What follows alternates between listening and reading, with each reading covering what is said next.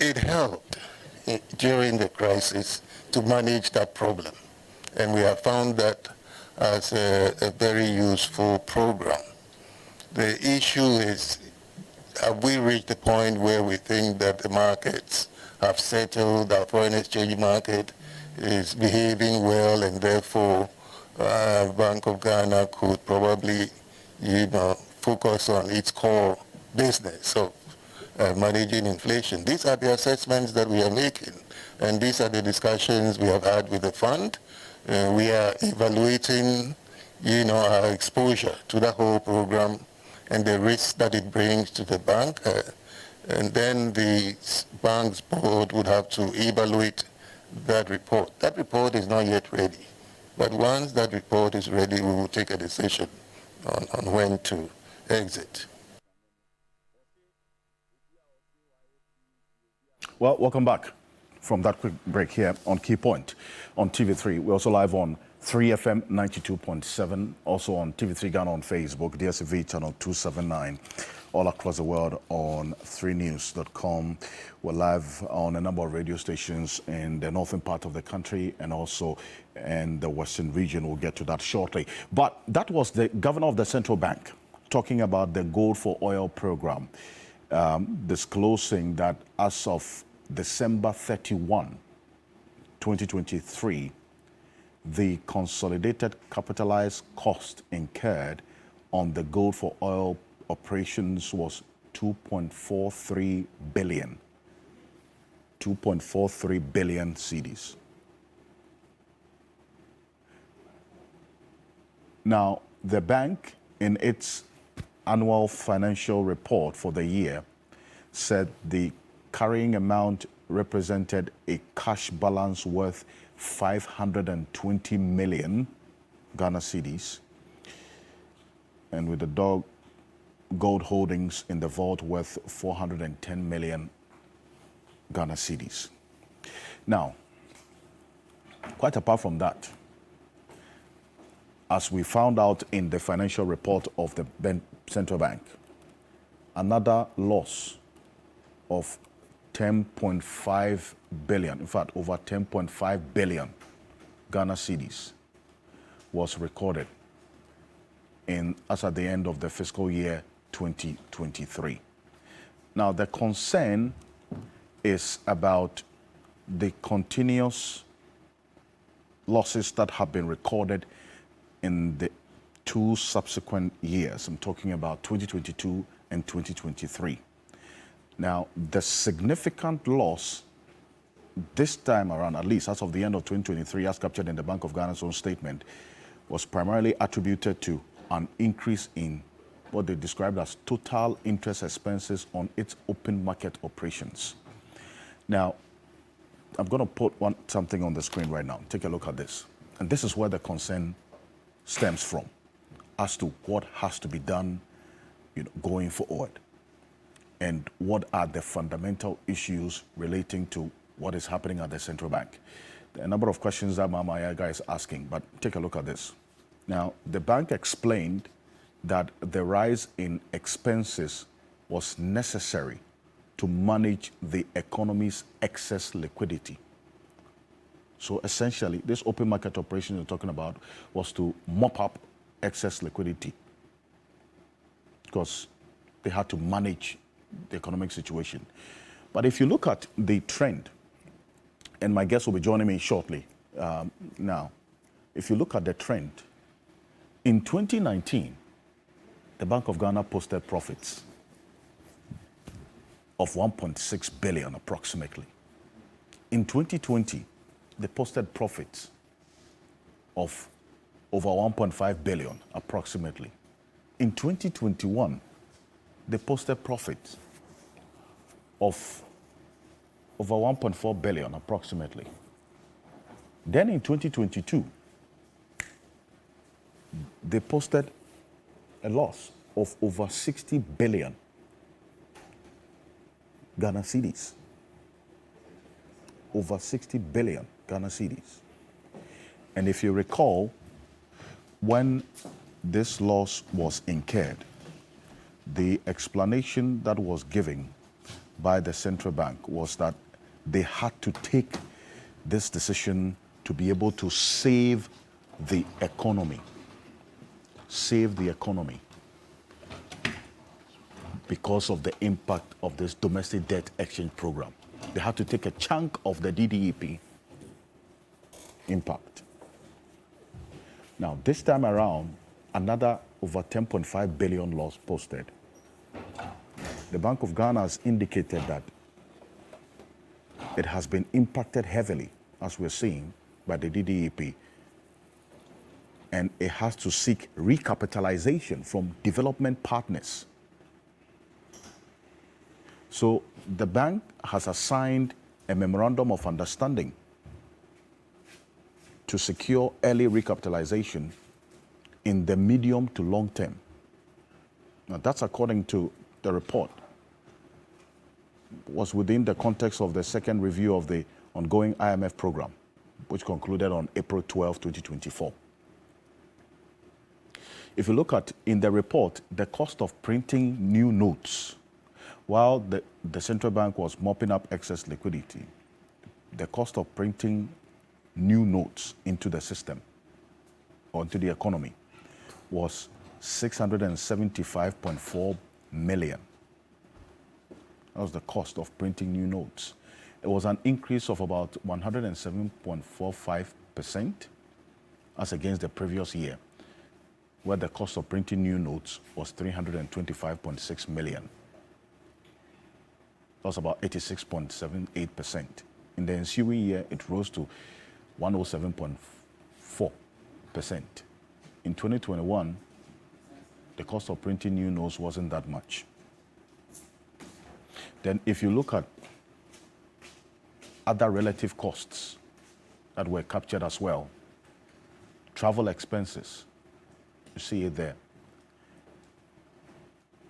increased by 169% in 2022. And then we're seeing a 35.9% increase in 2023.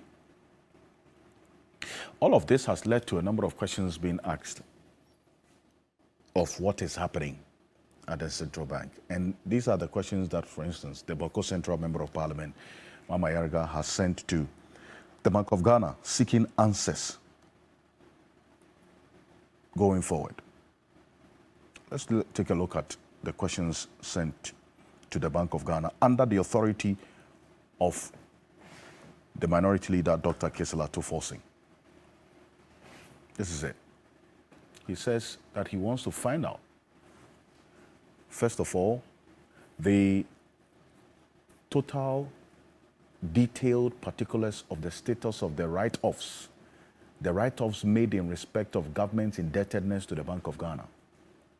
All the debts that have been written off by the Bank of Ghana. Want to know the details. The reasons for the combined losses of over 70 billion cedis, as stated in the Bank of Ghana's financial statement of 2022 and 2023. And the status of the further expenses on the infamous head office building, which costs keep escalating. And we'll show you the status of that building. It's rising very, very fast. And then he also asks reasons for recording a policy rate of 30% in 2023, as this is the highest record of policy rate in the last 20 years. So you'd understand why the cost of credit, of loans, is not getting any better, especially for the private sector. Detailed particulars on the cost of the new construction at the premises of the old Bank of Ghana clinic. And then reasons for the total currency issuance expense of almost 700 million Ghana cedis, as stated in the Bank of Ghana's own financial statement and the annual report for 2023. So these are the issues on the table for the central bank. Joining me in studio is Honorable Alhassan Saibu Suin. He's a member of parliament for the Tamale North constituency. He's a key member of a committee that will be having a conversation on another issue on this morning. Honorable Alassane Suhuyini, good morning. Welcome to Key Point. Good morning, Alfred, and thank you for having me. It's been a while. Yes, it's been. Just that somehow we still get in touch virtually. Indeed, indeed. I hope you are doing well. I'm well. You are looking elegant. I try. It's a small challenge. It's a small challenge. Well, Martin Kwebu gave me the challenge, and I had to go by it. He's been wearing smoke for the past almost 2 years. I notice. Every Saturday. Yeah. Martin Luther Kwebu is a private legal practitioner, and he's also the convener of the Kumipreku Reloaded demonstration, and also the leader of one of three individual bondholder groups, lawyer Martin Luther Kwebu. Good morning. Welcome. Morning. Thank you. Hey, this morning, let me say good morning to Gamanche. The Gamanche. The Turkish, right? Yeah, it's done absolutely well, extremely well by wading into the Sicily Adapa matter. Earlier in the week, there was a comment in past that, how can one person have so much money under his bed? And it tells you that the rest of them, there is so much money under their beds. That's why I don't understand why Kisi Ejabi is not searching them. Huh? Yeah, lots of them. If the Bola minister alone has so much money under her bed, can you imagine how much the finance minister has under his bed? We are joking. Anyway, well, in the meantime, hunger is still killing us. Businesses are collapsing, and yet people are quiet. Yeah, this week I met a business leader. He was like, Martin, you guys speak more forcefully about this matter because times are really getting worse. Yeah. You see the price of pepper, tomatoes, etc. going up. You saw the differences. Last year, June last year, the price of pepper as compared to June this year, the price is over 100%. And then tomatoes, etc. Meanwhile, how much have people's incomes increased? Oh. Well, everything is reality check that we all go through. Something that we have focused on throughout the week, and it's about the cost of living and how this is impacting on us in many ways. And I was just listening to you do the analysis on the Bank of Ghana issue. We're going to get into it right now. It's related to what Martin just said. Absolutely. You wonder what is going right. Absolutely. And you see, even as we sit here this morning, last night, many of our compatriots either slept very late or didn't sleep at all. And I am quite worried that the only, prize resource or commodity that we have that has not yet been fully destroyed is also being toyed with. And that is the peace that we enjoy as a country. I mean, the police especially must be very careful that they do not become pliant. They do not become agents of this political distraction. Sometimes you think that maybe it's an agenda to protect themselves from accountability, so that if they create confusion in the country and there's some,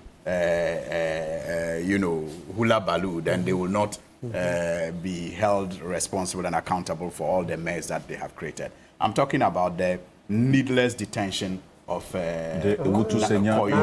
Nakoyo. Yeah. Very needless. I mean, we're all in this country in 2020 during the registration exercise. When her opponent, Hawa Kumsen, went to a registration center to fire, gunshots. And she didn't go through this. Yet, in her case, you found a gun in her car. It's not like she was even displaying it. And you claim that the registration has a name Phyllis without a double L. And her name is Phyllis with double L. Boy. And so you have detained her overnight. I mean, how do you do this? Why do you do this? Like I said, the only prize commodity that we have that has not yet been touched is the peace. Because I know they have destroyed everything in this country. And we must all be conscious of the threat to destroy this last commodity. Once that is destroyed, then we will have no place to go as a people again. So I think that the police especially must be very careful that they are not used to destroy the peace that we are enjoying. We are hoping that with this peace, we can cause a rescue to happen. And people will be held accountable for the destruction that they have caused at the Bank of Ghana and to our environment and all the other sectors that we know they have destroyed. But what is the status of this candidate. I mean, the parliamentary candidate who was detained yesterday. Yeah. Has she been released? No, she hasn't been released. No. So she's still being held at the cantonment. Refused bail. Just because of a clerical, error in the registration of her name. I mean, of her gun to herself. Is she responsible for writing her name correctly? No. Even under the law, NRCD, some of the under certain circumstances, the punishment is even a fine. So why do you put the person in custody? You see, this brings to the fore the need for regulations, okay, and rely on the exercise of discretion in granting bail. Kingsley, you lived in England. Okay, in London, they have a law that helps to regulate the discretion, because sometimes, look, let's say it plainly, not every policeman will be up to scratch in terms of discretion, right? Not everybody will be scratched. Some naturally will have issues, right? It's a human institution. So the best thing is to develop an ally to guide them, because the way some exercise their discretion, sometimes you just wonder, you're like, hey, are these the people we put our security into, okay? We put our security into the hands of these kinds of people. Some, they are no. So the best thing is that let's have an ally that regulates the grant of bail to guide them. So that if you look, one key thing will be that a parliamentary candidate, somebody who is seeking to lead a constituency, where is she running to? And especially, as I said, under the law, the punishment ranges from a fine to a few years imprisonment. So the risk of that person absconding are next to nothing. Next to nothing. Yeah, I've done a few of those cases where the judges have given a fine. Judges have given a fine. So this one, you see that it's even licensed, but it's about spelling mistakes. Oh, no. The police need to do something better. Yes, her opponent, like I'm saying, her opponent in the last registration exercise actually fired their weapon. No, IG, let's call us together. We will help you draft an ally. Unacceptable. Call us together. We will help you draft an ally on the discretion. It's a needless threat to our peace, and it just creates unnecessary agitation. I think that they must be responsible, more responsible than they have been in this case. Well, I see, and thank you for the update. So that's what happened last night. Just for the benefit of those who haven't followed, when the parliamentary candidate on the ticket of the NDC for the Owutu-Senya East constituency. This is the cantonment police station. Wow. Yes. So bring her all the way from Kasua to this place. So it led to and it's all part of it, because perhaps they know that holding her in Kasua because of her support base will even be more. Okay. So it tells you that it is a grand scheme to intimidate. So they bring her so close to the nose of the IG until date IG is hasn't acted. No. National security and others. Let's get serious. Let's get serious. Let's get serious. What is this? This situation as of you last start night, imprisoning the person when the person can get a fine, even assuming, I'm not saying she's guilty, but even if she's guilty, it can be a fine, and you've started imprisoning the person. Hey. What is this? This led to the burning of car tires and other things last night. But let me welcome also Kingsley Amwakwa Boydu, who is a private legal practitioner in good standing and also a member of the New Patriotic Party. Lawyer Kingsley Amwakwa Boydu, good morning. Welcome. Good morning. And I think you should add that a member of the Legal Directorate. A member of the Legal Directorate. Yes. Thank you. Of the Thank you very much. Gary is our head. Yes. And I'm a member of the Legal Directorate. Yes. No, he was with us last week, yes. That's a brief one on this, yes, because good morning to we're you. still waiting for an official statement from the Ghana Police Service explaining exactly what's happening. Yes, but it's good to have you. Yes. Right. Thank you. Morning. Good morning, everyone. Good morning, my fellow panelists, my learned friend, Martin. I think I've been with you for the past 2 days in court. Yes. And my very good friend, Alhaji. Yes, sir. And to our viewers and listeners, I think a lot is being said about the arrest of someone and the fact that a person is still in custody. I just want to say that at times we should watch how we comment on such issues, because the police have the power of arrest. It is for her lawyers to make the point strongly on her behalf that she should be granted bail. As to she being transported from Wotusenya to cantonment, it's the police which has the decision to do that. At times people are arrested in Kumasi, they are brought to Accra. And so if we are talking about the peace in the country, I would say that would be the right decision to make, because you would have, as my brother said, the support base. And so let's remove her from that so that they can do their job. As to, we don't even know whether charges have been proffered. We don't know. It's an investigation. They have 48 hours to do the investigation. After which, if she's being kept there, it will be illegal. Let's not go throw within. You go to court within 48. I said afterwards, if she's being kept there, it is illegal. They are not saying that they say go within. No. Presented within 48 hours. Please. Okay. Ms. Martin, please. Yeah. If she's kept there beyond that, it is illegal. You are not to determine when they take her to the court, if they so wish. It could be that they will even take her to the court. So let them do their job. And then this issue about someone shot a gun and all that is what we should be avoiding. Because then you are bringing in the MPP and the ruling government and all that in this instance, when the police must do their job. For us, as an MPP, anything that the police does that makes a matter out of her, it's not in our interest.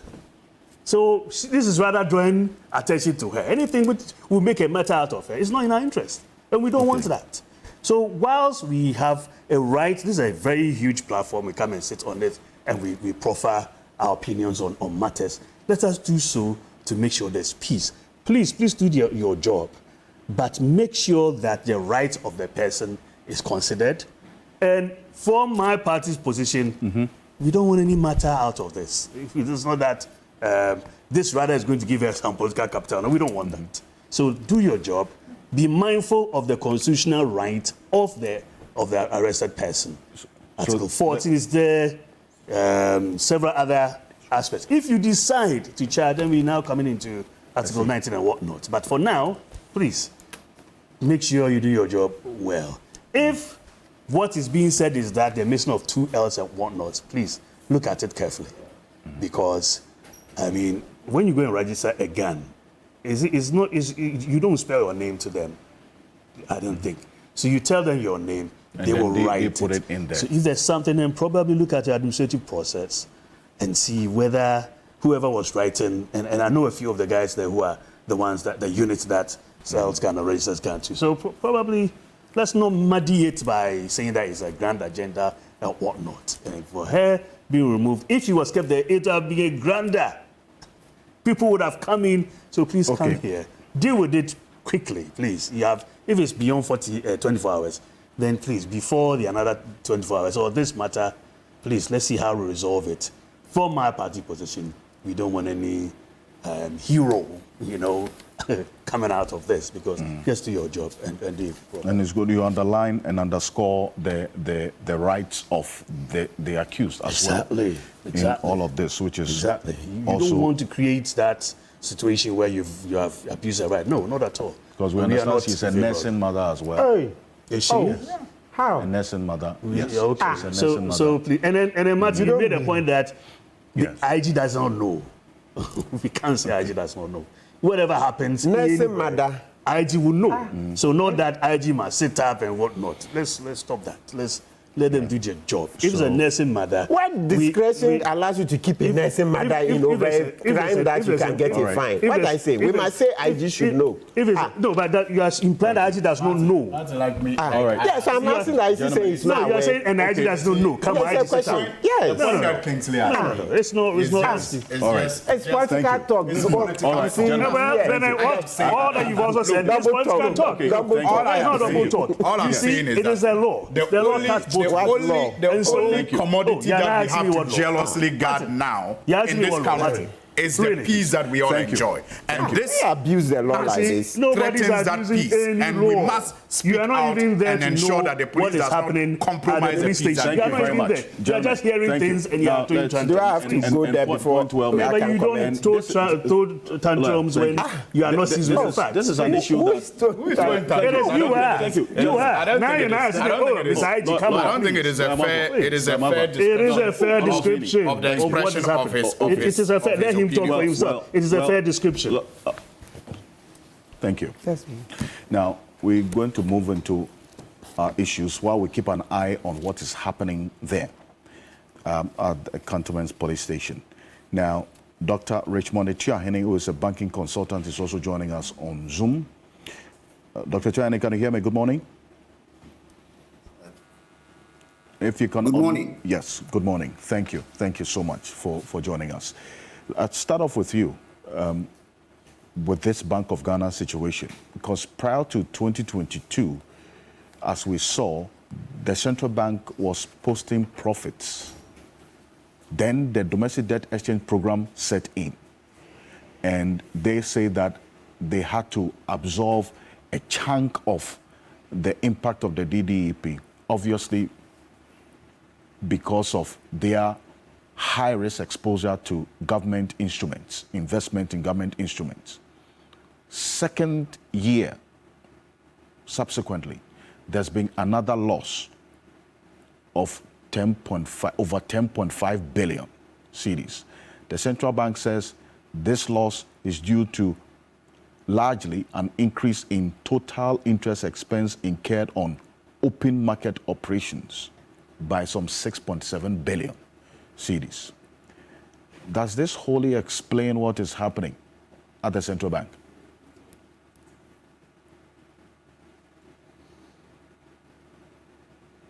Hello, Dr. Echiahene.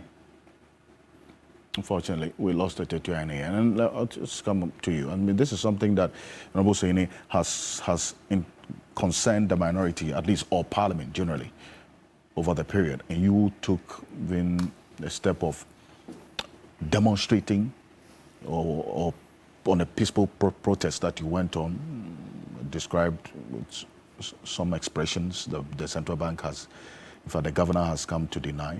But if you see what's happening over the period, does this wholly explain what is going on at the central bank? Quickly. Well, Alfred, we didn't start on a very calm note. Indeed. And so we didn't even have the luxury of exchanging pleasantries. Forgive me. Let me say good morning to you, good morning to my colleague panelists, and our viewers, especially the very good people of the Tamale constituency. And yes, Alfred, what is currently happening is a reflection of the decay that we have to endure as a people ever since this reckless and marauding government, New Patriotic Party, took over the affairs of this country. Look, is it not an irony?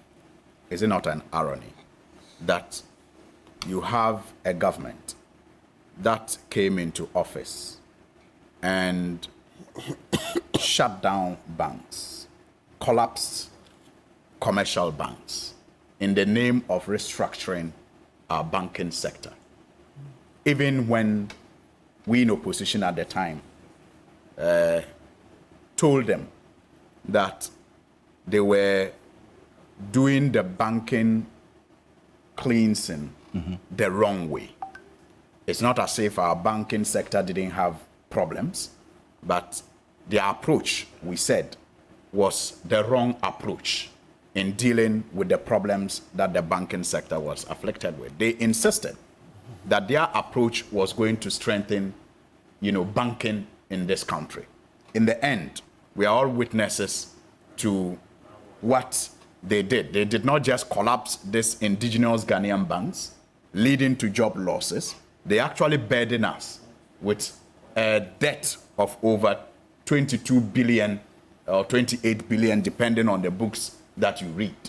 I mean, that is money, you and I. In fact, that's actually risen to 25 billion. 25, yeah, that's right. Depending on the document, they keep moving from 22, 25, 28. So that's the costs of that reckless, exercise that they undertook. And like I said, it didn't just lead to collapse of banks and collapse of businesses, because these banks also had related businesses.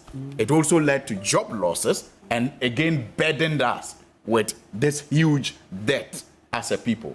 Is it not an irony that after all of this, Alfred, our, Bank of Ghana, like the regulator that is supposed to have engaged in a banking cleansing exercise, it's engulfed in this mess, where today they themselves are seeking recapitalization as a result of the reckless management that the bank has witnessed over the period. And this is a bank, yes, that was not engaged in commercial activities, but was posting profit through the activities that they engage in regulating the banking sector. Only for it to begin to now post, mind-boggling losses. 30 billion, 10 billion. Why? What for? What are they engaged in?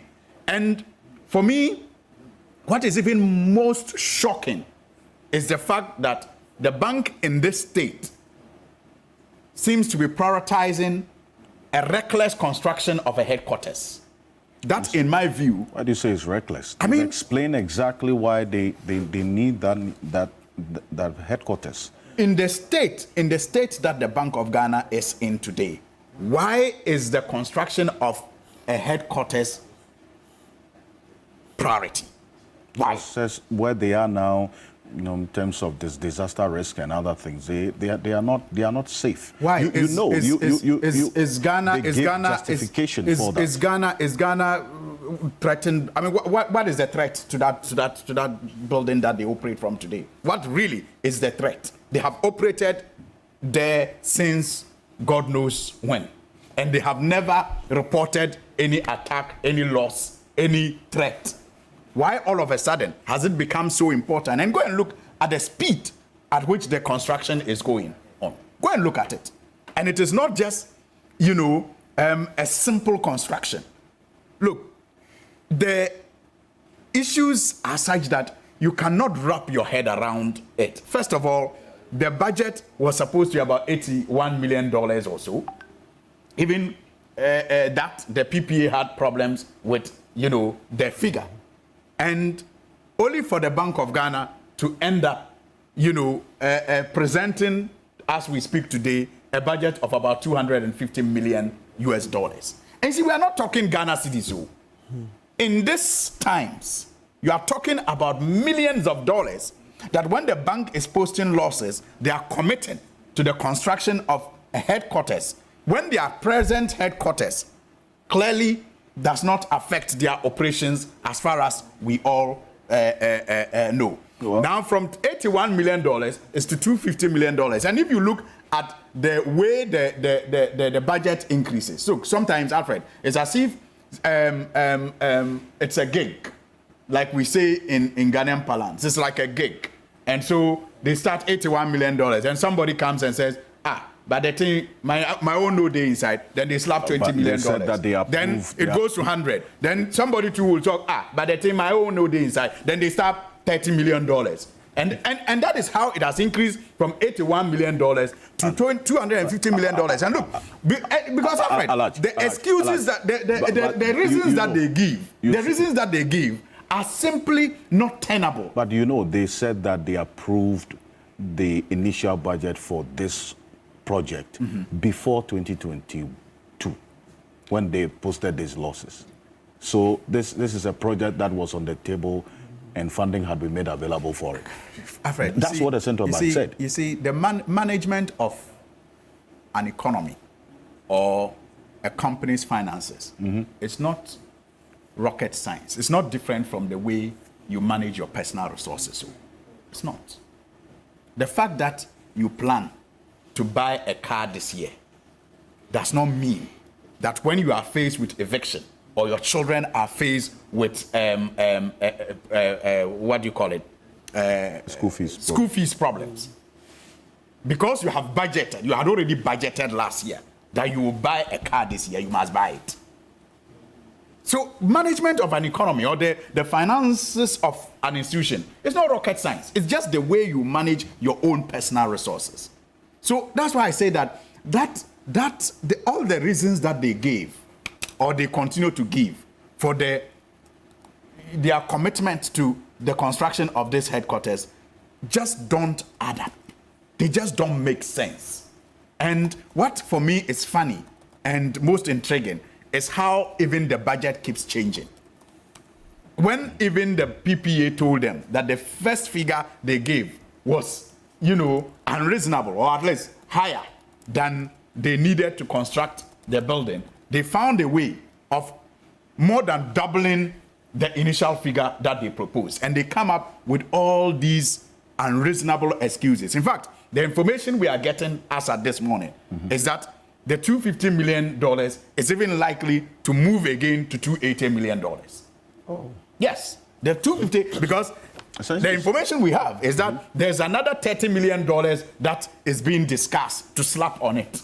And that's what I'm saying. It's as if it's like a gig, a big pie, and everybody, shows up every now and then to demand that his or her chop be factored into the cost or something. I mean, otherwise, it just doesn't make sense. Differentials as well. You're talking about dollars. You're talking about the budget in dollars. So exchange rate differentials shouldn't come in because the budget, the project is not costed in Ghana cedis. It's costed in dollars. So where does exchange laws differentiations come into this discussion conversation? I'm just saying that what is happening, like the question you asked in the beginning, at the Bank of Ghana, is a symptom of the destruction, the decay that we are faced with as a result of the reckless management that this government has, approached almost every sector with. And I repeat it again like I always do. I feel that we are faced with a triple E challenge. In fact, the other day someone asked me to make it a quadruple E. The economy is in a mess. Our environment is in a mess. Our educational sector is in a mess. And the fourth one is the energy sector in a mess. And all of these are caused by deliberate, reckless government policies. It's not as if they just happened. If you look at the environment, if you look at the education sector, if you look at the energy sector, all of these problems that you see in all these sectors, are just deliberate, reckless government policies leading to the, destruction and decay that we find in these sectors. And I'm saying that what is happening at the Bank of Ghana is just a symptom. It's one of the symptoms of the problems that the whole country is engulfed in. That is why I will conclude again by repeating what I said initially, that the only prized commodity that has not yet been fully destroyed is the peace that we enjoy in this country. Okay. And let the government, not through these intimidation tactics that they are beginning to employ against parliamentary candidates, risk that also for us. Well, I would also, Dr. Richmond Echiani, if you can hear me, we had a little challenge with your Zoom. Hello, can you hear me? Good morning, once again. I can hear you. Great. Now, you have been observing quite closely what's happening at the central bank. And in fact, if you look at the report, some concerning developments in there, including that loss of over 10.5 billion for the year 2023, as the total liabilities of the bank and its subsidiaries also exceeded its total assets by 65.36 billion cedis. Dr. Tiani, what is going on? Thank you very much, and good morning to co-participants and your cherished viewers. I think this problem has been with us. I'll speak a little bit at the antecedent of where we are, what has brought us here, and why we are making these losses. The economists will tell you that if you use monetary financing to finance fiscal deficit, you get these things happening in our economy. And if you wouldn't mind, I would highlight some of the fiscal deficit we've had over the years. It started long ago. But what comes to mind is the post-COVID, when we spent 15% fiscal deficit over the GDP. And the following year, that is 2021, we had 12.3% of the fiscal GDP. 2022, it was 9.3. And the provisional figure in 2023 is 7.7%.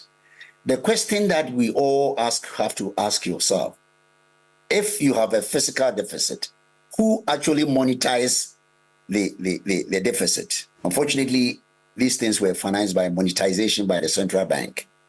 So critically, if we are looking at the economy where we are at the moment with inflation and depreciation, the first attributable issue is the financing of the fiscal deficit by the central bank. And I think literature, even our current vice president in his book, which I have in my custody, says this specifically, that if the monetary aspect override the fiscal deficit, you experience inflation, you experience current depreciation. And these are the normal things. But for Bank of Ghana, because they did the financing, the cocoa bills and what have we ended up originally, those of you who have followed the DDEP, originally, Bank of Ghana was not going to be hit as it was hit originally. It was after Atimarish in September when they decided that instead of the banking sector taking the brunt of the DDEP, it was shifted to Bank of Ghana. That was after the Marrakesh 2023. So when they came back, they changed the goalposts and they said, after all, if Bank of Ghana should take the hit instead of the banking sector, it is in our all interest. So the lot of the hit was taken by Bank of Ghana. And when they took the hit, they made that loss, collateral loss of 60 billion. But from the last report, what they are saying is very simple. Because they had no bonds and bills, they had to borrow to do the open market operation, the rediscounting, the repo, and what have you. So basically, at that time, they had no bonds to use as a backup refinancing. They had to borrow. And that led to the 10.4 billion. And the 10.5 billion, if I want to tell you, it's not going to end maybe this year. It is only fit that those of you who have followed the governor, I'm going to tell you something which he has done, which he will use to mitigate the losses maybe this next year, 2024. What he did is, according to literature, he has increased the high cash reserves. It means that if a bank have 100 cedis, you are supposed to come and some banks will have to leave 20% of their money. And then some banks will have to leave 25%. And some people will have to leave 30%. When you aggregate them all, this is the money they are going to reuse in the OMO operations so that it is cost to the banks, but not cost to them. So all things being equal, this year, 2024, they may come closer of breaking even because now they have cheap money from the banking sector to do the OMOs and the rediscounting and the repo. So that is where we have come. That is why if you read the IMF country report, the first thing that they told Bank of Ghana, they signed an agreement to do zero financing. The reason why they told them to do zero financing, they realized that if you use a monetization to finance fiscal deficit, inflation and depreciation comes in. That is the first condition. So that is why they have given them first condition. And because of that, they are not going to be able to borrow just as they did to be able. They are not going to finance government from their position.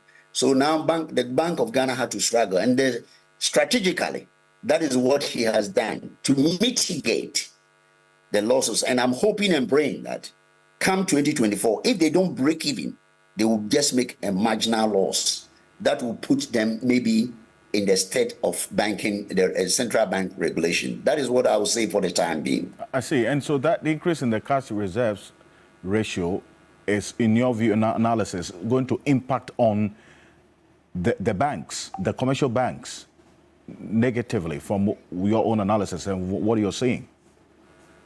You see, Mr. Kanzi, it's already impacted on them. If you look at it critically, those of you who have been following the sector, credit to the private sector has declined so much that the banks do not have enough money to lend. And another dichotomy which the bank faces, which I think I want to share this with everybody, especially your listeners. You know, Ghana, I think in the whole Africa, if you take, I think Guinea-Bissau and Chad, when it comes to non-performing loans, non-performing assets, 2022 data, Ghana was fourth. That is Guinea-Bissau, Chad, Ukraine, and then Ghana. What it means is that for every 100 cities, currently I'm told that the non-performing of Ghana has reached 29.5. For every 100 cities that a bank gives out to private sector they don't retrieve nearly 26%. So they are constrained by the non-performing. And at the same time, they are being hit by the high cash reserves. And I want to go further for people to listen. The reason why the non-performing is so high, according to the IMF document 24/30, published in March, it says that this one should get clear and the message should be clear while we find a non-performing, which is actually affecting the banks in lending in addition to the cash ratio. If you look at the report, Ghana government dollar wealth to the energy sector. And then if you multiply the 1.6 billion by even my rough calculation by 14, you're talking close to 23 billion. And then the same government is owing 35 billion, which is 5% of the GDP to non-energy sector, the road contractors, service providers. All these nearly close to 50-something billion turns into non-performing. So if government has paid all these energy debts and the contracted financing, the banks will not be in the position where they are. Right. If you read the Bank of Ghana's report, most of the banks are insolvent. That is why they are clamoring and looking for the financial stability from the World Bank. The insolvency has stemmed up from government inability to pay for the contract is awarded. And don't forget, these road contractors pick money from the banks. And if it stays in their books, if you don't know, we have what we call current, that is the way we measure it, current, OLM, doubtful, substandard, and loss. At every stage, we know how we make provisions. And when we do provisions to losses, it means the banks would have to take the losses and hit their capital. So the insolvency of some of the banks in Ghana emanates from government's inability to pay for the energy sector debt and the non-energy sector debt. And Alfred, let me take you back. In 2010, the same thing has been happening over the years. You can go and check your record. This is from IMF. 2010, we had a similar thing when the IMF did what we call the asset quality review. It came out that government was owing so much, and this was affecting the banks. So if government should cut its coat according to its cloth, the banks will not be supporting some of these things.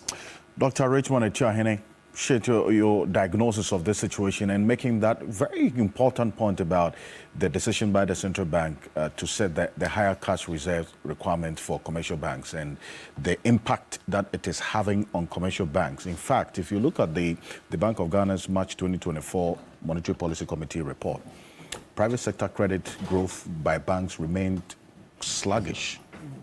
February 2024 showed a 5.1% increase compared to 29.5% growth within that same period last year.